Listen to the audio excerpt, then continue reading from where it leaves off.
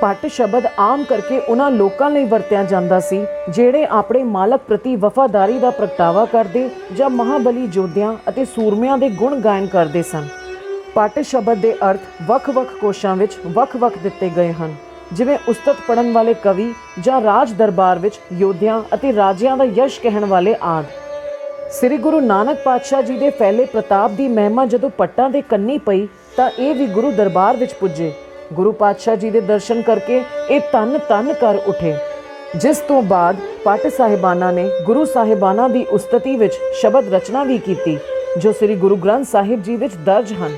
ਤੇ ਨਾਲ ਹੀ ਇਹ ਵੀ ਜ਼ਿਕਰ ਆਉਂਦਾ ਹੈ ਕਿ ਕਈ ਪੱਟ ਸਾਹਿਬਾਨਾਂ ਨੇ ਜੰਗਾਂ ਯੁੱਧਾਂ ਵਿੱਚ ਸ਼ਹਾਦਤ ਵੀ ਦਿੱਤੀ। ਸ਼ਬਦ ਗੁਰੂ ਸ੍ਰੀ ਗੁਰੂ ਗ੍ਰੰਥ ਸਾਹਿਬ ਜੀ ਵਿੱਚ ਦਰਜ ਪੱਟਾਂ ਦੇ ਸਵਈਏ ਸਤਿਗੁਰਾਂ ਜੀ ਦੀ ਵਡਿਆਈ ਨਾਲ ਭਰਪੂਰ ਹਨ। ਪੱਟ ਬਾਣੀ ਤੋਂ ਗੁਰੂ ਸਾਹਿਬਾਨ ਜੀ ਦੀ ਪਵਿੱਤਰ ਸ਼ਖਸੀਅਤ ਤੇ ਮਹਾਨ ਗੁਣ ਉਜਾਗਰ ਹੁੰਦੇ ਹਨ।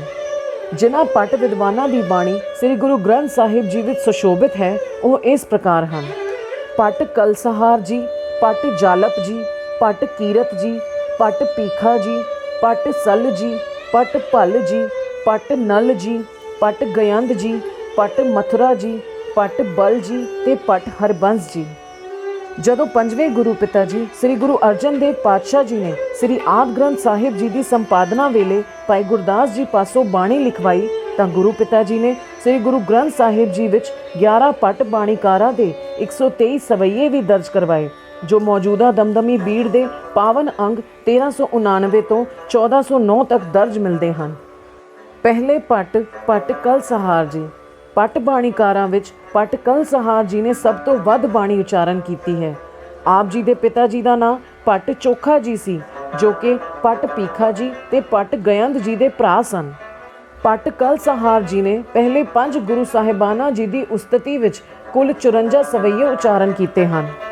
ਸ੍ਰੀ ਗੁਰੂ ਨਾਨਕ ਪਾਤਸ਼ਾਹ ਜੀ ਦੀ ਉਸਤਤੀ ਵਿੱਚ 10 ਸਵਈਏ, ਸ੍ਰੀ ਗੁਰੂ ਅੰਗਦ ਦੇਵ ਪਾਤਸ਼ਾਹ ਜੀ ਦੀ ਉਸਤਤੀ ਵਿੱਚ 10 ਸਵਈਏ, ਸ੍ਰੀ ਗੁਰੂ ਅਮਰਦਾਸ ਪਾਤਸ਼ਾਹ ਜੀ ਦੀ ਉਸਤਤੀ ਵਿੱਚ 9 ਸਵਈਏ, ਸ੍ਰੀ ਗੁਰੂ ਰਾਮਦਾਸ ਪਾਤਸ਼ਾਹ ਜੀ ਦੀ ਉਸਤਤੀ ਵਿੱਚ 13 ਸਵਈਏ ਅਤੇ ਸ੍ਰੀ ਗੁਰੂ ਅਰਜਨ ਦੇਵ ਪਾਤਸ਼ਾਹ ਜੀ ਦੀ ਉਸਤਤੀ ਵਿੱਚ 12 ਸਵਈਏ ਉਚਾਰਨ ਕੀਤੇ ਤੇ ਕਈ ਸਵਈਆਂ ਵਿੱਚ ਆਪ ਜੀ ਦਾ ਉਪਨਾਮ ਟਲ ਜਾਂ ਕਲ ਵੀ ਵਰਤਿਆ ਗਿਆ ਹੈ।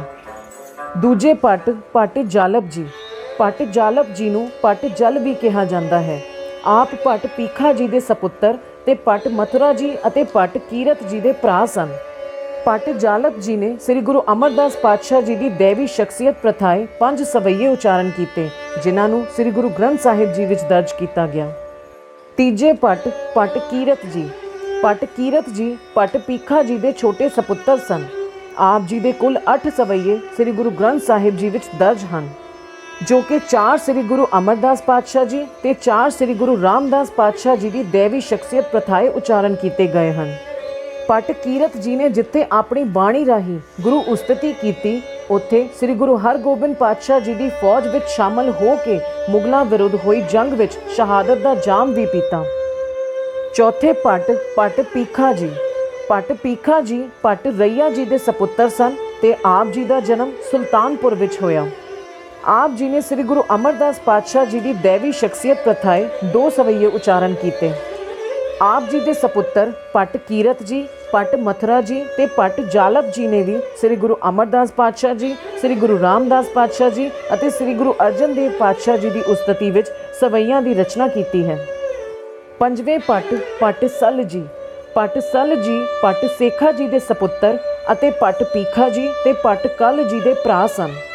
ਪੱਟ ਸਲ ਜੀ ਨੇ ਸ੍ਰੀ ਗੁਰੂ ਅਮਰਦਾਸ ਪਾਤਸ਼ਾਹ ਜੀ ਦੀ ਉਸਤਤੀ ਵਿੱਚ 1 ਤੇ ਸ੍ਰੀ ਗੁਰੂ ਰਾਮਦਾਸ ਪਾਤਸ਼ਾਹ ਜੀ ਦੀ ਉਸਤਤੀ ਵਿੱਚ 2 ਭਾਵ ਕੁੱਲ 3 ਸਵਈਏ ਉਚਾਰਨ ਕੀਤੇ, ਜਿਨ੍ਹਾਂ ਨੂੰ ਬੜੇ ਸਤਿਕਾਰ ਨਾਲ ਪੰਜਵੇਂ ਗੁਰੂ ਨਾਨਕ ਜੀ ਦੁਆਰਾ ਸ਼ਬਦ ਗੁਰੂ ਸ੍ਰੀ ਗੁਰੂ ਗ੍ਰੰਥ ਸਾਹਿਬ ਜੀ ਵਿੱਚ ਸ਼ਾਮਲ ਕੀਤਾ ਗਿਆ।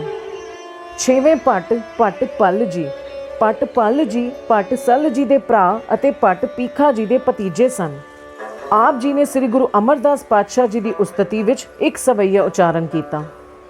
ਸੱਤਵੇਂ ਪੱਟ ਪੱਟ ਨਲ ਜੀ। ਪੱਟ ਨਲ ਜੀ ਨੂੰ ਦਾਸ ਦੇ ਉਪਨਾਮ ਨਾਲ ਵੀ ਜਾਣਿਆ ਜਾਂਦਾ ਹੈ। ਆਪ ਜੀ ਸ੍ਰੀ ਗੋਇੰਦਵਾਲ ਸਾਹਿਬ ਜੀ ਦੀ ਪਵਿੱਤਰ ਧਰਤੀ ਨੂੰ ਬੈਕੁੰਠ ਦਾ ਦਰਜਾ ਦਿੰਦੇ ਹਨ। ਪੱਟ ਨਲ ਜੀ ਨੇ ਕੁੱਲ 16 ਸਵਈਏ ਸ੍ਰੀ ਗੁਰੂ ਰਾਮਦਾਸ ਪਾਤਸ਼ਾਹ ਜੀ ਦੀ ਦੇਵੀ ਸ਼ਖਸੀਅਤ ਪ੍ਰਥਾਏ ਉਚਾਰਨ ਕੀਤੇ। 8ਵੇਂ ਪੱਟ ਪੱਟ ਗਯੰਦ ਜੀ।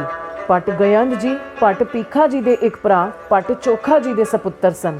ਪਟ ਬਲ ਜੀ, ਪਟ ਹਰਬੰਸ ਜੀ ਤੇ ਪਟ ਕਲਸਹਾਰ ਜੀ ਪਟ ਗਯੰਦ ਜੀ ਦੇ ਭਰਾ ਸਨ। ਆਪ ਜੀ ਨੇ ਸ੍ਰੀ ਗੁਰੂ ਰਾਮਦਾਸ ਪਾਤਸ਼ਾਹ ਜੀ ਦੀ ਉਸਤਤੀ ਵਿੱਚ 13 ਸਵਈਏ ਉਚਾਰਨ ਕੀਤੇ ਹਨ। ਪਟ ਗਯੰਦ ਜੀ ਦੇ ਸਵਈਆਂ ਵਿੱਚੋਂ ਸਿੱਖ ਦੀ ਆਪਣੇ ਗੁਰੂ ਪ੍ਰਤੀ ਸੱਚੀ ਆਸਥਾ ਰੂਪਮਾਨ ਹੁੰਦੀ ਹੈ। 9ਵੇਂ ਪਟ ਪਟ ਮਥੁਰਾ ਜੀ। ਪਟ ਮਥੁਰਾ ਜੀ ਵੀ ਆਪਣੇ ਪਿਤਾ ਪਟ ਪੀਖਾ ਜੀ ਅਤੇ ਆਪਣੇ ਭਰਾ ਪਟ ਕੀਰਤ ਜੀ ਤੇ ਪਟ ਜਾਲਪ ਜੀ ਵਾਂਗ ਹੀ ਗੁਰੂ ਸਾਹਿਬਾਨ ਜੀ ਨੂੰ ਪਰਮਾਤਮਾ ਦਾ ਸਰੂਪ ਪ੍ਰਵਾਨ ਕਰਦੇ ਹਨ। ਆਪ ਜੀ ਨੇ ਸ੍ਰੀ ਗੁਰੂ ਰਾਮਦਾਸ ਪਾਤਸ਼ਾਹ ਜੀ ਤੇ ਸ੍ਰੀ ਗੁਰੂ ਅਰਜਨ ਦੇਵ ਪਾਤਸ਼ਾਹ ਜੀ ਦੀ ਉਸਤਤੀ ਵਿੱਚ 7 ਸਵਈਏ ਉਚਾਰਨ ਕੀਤੇ। ਭਾਵ ਆਪ ਜੀ ਦੇ ਕੁੱਲ 14 ਸਵਈਏ ਗੁਰੂ ਪਾਤਸ਼ਾਹ ਜੀ ਨੇ ਸ਼ਬਦ ਗੁਰੂ ਜੀ ਵਿੱਚ ਅੰਕਿਤ ਕੀਤੇ। ਪਟ ਮਥੁਰਾ ਜੀ ਨੇ ਸ੍ਰੀ ਗੁਰੂ ਹਰਗੋਬਿੰਦ ਪਾਤਸ਼ਾਹ ਜੀ ਦੇ ਵੇਲੇ ਰੋਹਿਲਾ ਦੇ ਸਥਾਨ ਤੇ ਹੋਈ ਜੰਗ ਵਿੱਚ ਚੰਦੂ ਦੇ ਪੁੱਤਰ ਕਰਮਚੰਦ ਤੇ ਭਗਵਾਨ ਦਾਸ ਦੀ ਜ਼ਾਲਮ ਫੌਜ ਨਾਲ ਜੂਝਦੇ ਹੋਏ ਸ਼ਹੀਦੀ ਪਾਈ ਸੀ। ਗੁਰਬਿਲਾਸ ਪਾਤਸ਼ਾਹੀ 6ਵੀਂ ਅਨੁਸਾਰ ਪਟ ਮਥੁਰਾ ਜੀ ਮੁਗਲ ਸੈਨਾਪਤੀ ਬੈਰਮ ਖਾਂ ਨਾਲ ਵੀ ਬੜੀ ਬਹਾਦਰੀ ਨਾਲ ਲੜੇ ਸਨ। 10ਵੇਂ ਪਟ ਪਟ ਬਲ ਜੀ।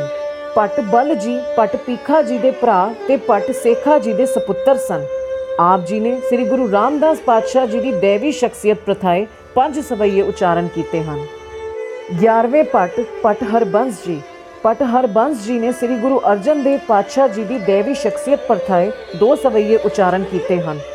ਆਪ ਜੀ ਨੇ ਆਪਣੀ ਵਿਲੱਖਣ ਸ਼ੈਲੀ ਵਿੱਚ ਗੁਰੂ ਜੋਤ ਦੀ ਮਹਿਮਾ ਤੇ ਮਹੱਤਤਾ ਦਾ ਵਰਣਨ ਕਰਕੇ ਪਰਮਾਤਮਾ ਦੀ ਜੋਤ ਪ੍ਰਤੀ ਆਪਣੀ ਆਸਥਾ ਪ੍ਰਗਟ ਕੀਤੀ ਹੈ। ਸ੍ਰੀ ਗੁਰੂ ਗ੍ਰੰਥ ਸਾਹਿਬ ਜੀ ਵਿੱਚ ਦਰਜ ਪਟ ਬਾਣੀ ਉਹਨਾਂ ਪੱਟਾਂ ਦੀ ਹੈ ਜਿਨ੍ਹਾਂ ਨੇ ਗੁਰੂ ਸਾਹਿਬਾਨਾਂ ਦੇ ਦਰਬਾਰ ਵਿੱਚ ਹਾਜ਼ਰ ਰਹਿ ਕੇ ਉਹਨਾਂ ਦੇ ਅਦੁੱਤੀ ਪਰਉਪਕਾਰੀ ਜੀਵਨ ਨੂੰ ਅੱਖੀ ਡਿੱਠਾ ਤੇ ਸੁੰਦਰ ਸਵਈਆਂ ਦੀ ਰਚਨਾ ਕੀਤੀ, ਜਿਸ ਰਚਨਾ ਨੇ ਗੁਰਬਾਣੀ ਵਰਗਾ ਮਾਣ ਪ੍ਰਾਪਤ ਕੀਤਾ। ਵਾਹਿਗੁਰੂ ਜੀ ਕਾ ਖਾਲਸਾ, ਵਾਹਿਗੁਰੂ ਜੀ ਕੀ ਫਤਿਹ।